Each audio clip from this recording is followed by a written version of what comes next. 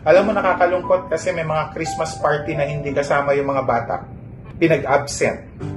It was supposed to be an opportunity for them. Alam mo, during the Christmas party namin dito, ginawa namin, nasa isang classroom lang kami, nagsiksikan kami lahat doon. Pinatawag kasi nila ako para magsalita daw ako. Yung bata, nagtatatalon sa harapan ko. I didn't mind because they were so excited. First time nila na maka-experience ng Christmas party. Can you imagine these children na hindi naiimbita sa mga birthday parties, sa mga reunion? Bakit?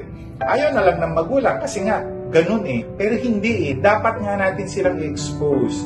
Kasi kailangan nilang ma-experience yun because it's like core memory for them. Parang tumatatak sa isip nila. And then later on, you realize, kapag dinadala mo siya ng dinadala doon, nag-iiba. Ipagpatuloy nila na isama because the more that we give opportunities for these children and ma-experience nila firsthand, I'm pretty sure magiging maganda yung kanilang kinabukasan.